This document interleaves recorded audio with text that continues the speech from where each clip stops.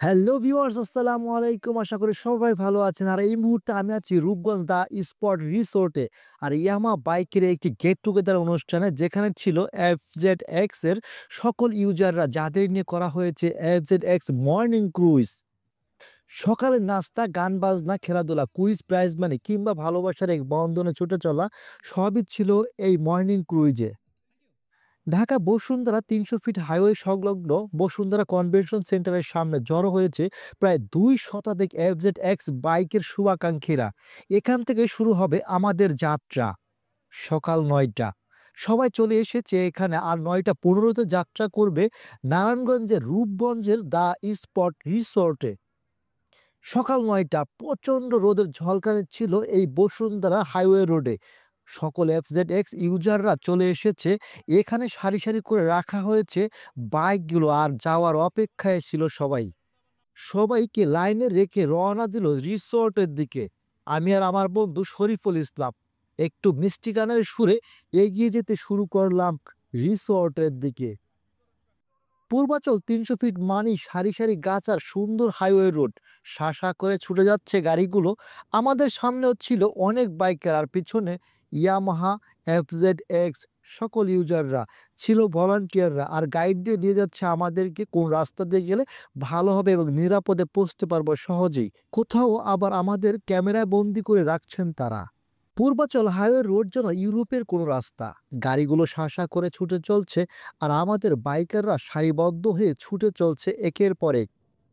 অনেকে পরিবার পরিজন নিয়ে এসেছিলেন এই গেট টুগেদারে। জীবনের ছোট ছোট আনন্দগুলো এভাবেই ভাগাভাগি করতে হয় পরিবারের সাথে। এই সুবোধ বালক তো সবকিছু ক্যামেরা বন্দি করতেছিল, যেন কোনো কিছু মিস না হয়ে যায়। পূর্বাচল হাইওয়ে রোডে মাঝখানে সারি সারি বিভিন্ন গাছের সবুজ দৃশ্যগুলো খুব সুন্দর লাগছে। কোথাও বা কৃষ্ণচূড়ার দেখাও মিলে। বাইকগুলো সারি সারি গাছের মতো সারিবদ্ধ হয়ে এগিয়ে যাচ্ছে। খুব সুন্দর দেখাচ্ছে, তাই না? এই স্মৃতিগুলো হয়তো জীবনে খুব কমই আসবে। জীবন তো এটাই, যেখানে সুখ দুঃখের সাথে জীবনকে উপভোগ করতে হবে নিজের মতো করে। পূর্বাচল হাইওয়ে রোড দিয়ে এগিয়ে চলছে সবাই। আর একসময় আমরা ঢাকা আন্তর্জাতিক বাণিজ্য মেলার সামনের রাস্তায় চলে এসেছি। আর এটা কিন্তু রূপগঞ্জে অবস্থিত। আমাদেরকে ক্যামেরাবন্দি করার জন্য কত কষ্ট করছেন এই ক্যামেরাম্যান ভাইয়েরা। হাতের বাঁদিকে স্বচ্ছ পানির জলাধার, কতই সুন্দর লাগছে, তাই না? পরিষ্কার পরিচ্ছন্ন রাস্তা ধরে ছুটে চলেছি। কিন্তু রূপগঞ্জ তথা ঢাকা আন্তর্জাতিক বাণিজ্য মেলার এই মোড়ের রাস্তাটি অনেক খারাপ, মেরামতের কাজ চলছে। এই মোড় থেকে হাইওয়ে রোডের কাজ চলমান, তাই ভোগান্তির শেষ নেই।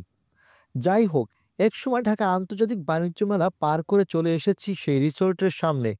বাইকগুলো সারিবদ্ধভাবে পার্কিং করে রাখছে সবাই। কিছুটা স্বস্তি লাগলো বটবৃক্ষের ছায়াতলে এসে। গেট দিয়ে প্রবেশ করে পার্কিং করলাম এই গাছের নিচে। সবাই ক্লান্ত, কারণ অনেক রৌদ্র ছিল। এখন সবাই পার্কিং করে ভিতরে যেতে হবে। তার আগে লাইনে দাঁড়িয়ে ব্রেকফাস্টের টোকেন নিতে হবে। আমরাও লাইনে দাঁড়িয়ে ওই যে নীল ছাউনির নিচে এন্ট্রি করে টোকেন নিলাম। এই টোকেন দিয়েই নাস্তা পরিবেশন করবে। টোকেন নিয়েই সোজা চলে গেলাম নাস্তার টেবিলে। প্রবেশ করলেই দেখা গেল কাউন্টার।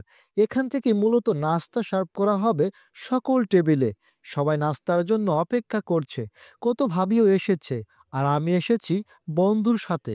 খারাপ না বিষয়টা। নাস্তার জন্য অপেক্ষা করছে সবাই। ফ্রেশ হয়ে কিছুক্ষণ বসতেই চলে আসলো আমাদের সামনে। নাস্তার সাথে ছিল খিচুড়ি, পরোটা, ডিম, আলু ভাজি, চিকেন আর ২ পিস শসা, একটা মামপানি। ছাউনিগুলো অস্থায়ীভাবে বানানো হয়েছে আমাদের বিনোদনের জন্য আর নাস্তা করার জন্য। নাস্তা শুরু করলাম, আগে পেট সামলাই, পরে সবকিছু। ক্যান্টিনের সামনে এই ছাউনির নিচে ইয়ামাহার যত ভলান্টিয়াররা আছে আর অর্গানাইজার আছে, তারা বসেছে নাস্তার জন্য। সবুজের চত্বরটা বেশ ভালোই ছিল, কিন্তু সমস্যা হলো প্রচুর রৌদ্র। তাই একটু স্বস্তির জন্য গাছের নিচে ছায়ায় বসা। তবে সকল জায়গায় ফ্যানের ব্যবস্থা করা হয়েছিল। এই ভাইয়েরা নাস্তার জন্য অপেক্ষা করছেন। এই যে প্লেগ্রাউন্ড, এখান থেকেই শুরু হবে খেলাধুলা। ভাবিদের জন্য আছে বালিশ পাসিং আর কুইজ প্রতিযোগিতা। এর মাঝেই আবার চায়ের নিমন্ত্রণ। সবাই ছুটে চলল সেদিকে, যেন কোনো কিছুই মিস করা যাবে না। সবাই সারিবদ্ধভাবে চায়ের স্বাদ নিল। শুরু হয়ে গেছে কুইজ প্রতিযোগিতা, আর সেটা হলো FZX বাইক নিয়ে। বন্ধু শরীফুল অংশ নিল এই কুইজ প্রতিযোগিতায়। জিনিসটা এক্স এর মেইন এটা হয়তো এক্সট্রা থেকে এক্সট্রা আসছে, যেখানে আমাদের অন্যান্য ভার্সন থেকে এখানে কিছু এক্সট্রা ফিচার আছে। আমি যদি বলি ট্রাকশন কন্ট্রোলটা এক্সট্রা ফিচার, তারপর আমাদের এখানে মিটারে কিছু এক্সট্রা ফিচার অ্যাড করা হয়েছে। Thank you for your answer. Justification is very right, but that is not the main reason why it is. Quiz শেষে শুরু হলো ভাবিদের বালিশ পাসিং খেলা। খেলা মানে বিজয়ী হওয়া নয়, অংশগ্রহণ করাই মুখ্য বিষয়।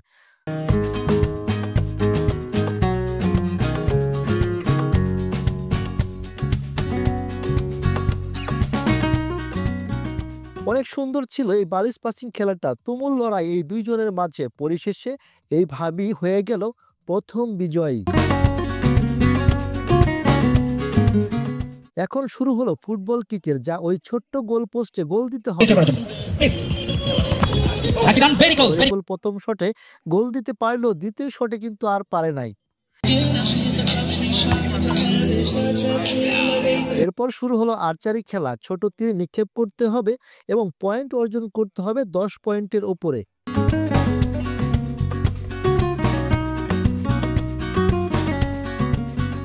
সব খেলা শেষ, এখন সময় পুরস্কার বিতরণের। সবাই একে একে পুরস্কার গ্রহণ করছেন।